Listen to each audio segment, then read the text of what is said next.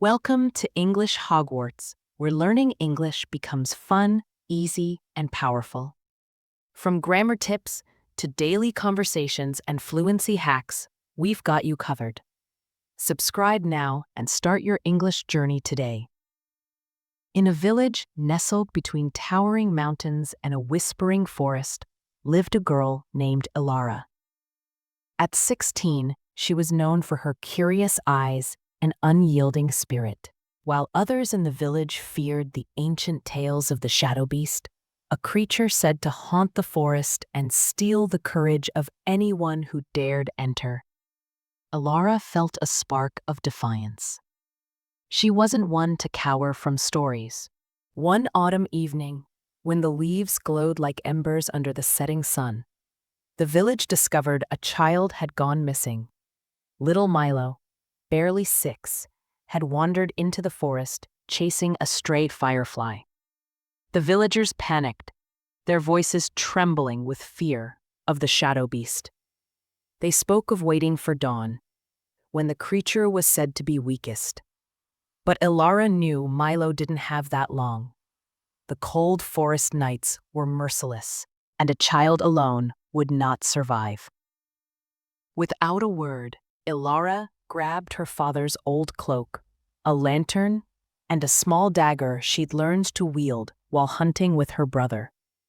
The villagers pleaded with her to stay, but her heart thundered with purpose.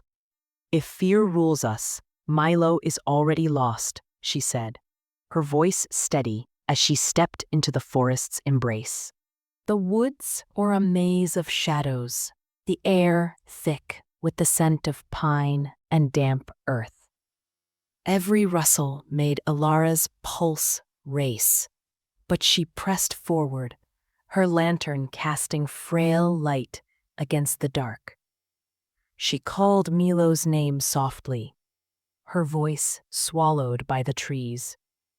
Hours passed, and doubt crept in. Was she foolish to think she could face what the village feared? Then she heard it, a low, guttural growl that seemed to shake the ground. The shadow beast.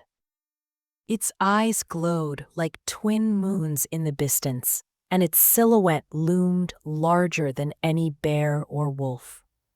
Elara's hands trembled, but she gripped her dagger tighter. She remembered her mother's words. Bravery isn't the absence of fear, but the choice to act despite it. "Milo," she shouted, her voice now a challenge to the beast. The growl deepened, and the creature stepped closer, its form a shifting mass of darkness. Elara's lantern flickered, but she held her ground. "You won't take him," she said, her words more for herself than the beast. The shadow beast lunged. Elara dove to the side, her dagger slashing upward. It caught nothing but air. The creature was fast, almost intangible. She realized then that the stories were true. The shadow beast fed on fear, growing stronger with every tremble. Elara forced herself to breathe, to focus on Milo, not the terror clawing at her mind. She closed her eyes for a moment, picturing the boy's gap-toothed smile, and her fear began to fade. When she opened her eyes, the beast seemed smaller, its eyes less bright. Elara stood taller. "I'm not afraid of you," she said, stepping forward. The shadow beast snarled, but retreated, its form wavering. She pressed on, calling for Milo again. A faint whimper answered from a nearby hollow. There, curled beneath a gnarled root, was Milo, shivering but unharmed. Elara knelt, wrapping him in her cloak. The shadow beast loomed behind her, but its growl was weaker now, its form fading like mist. Elara's courage had starved it.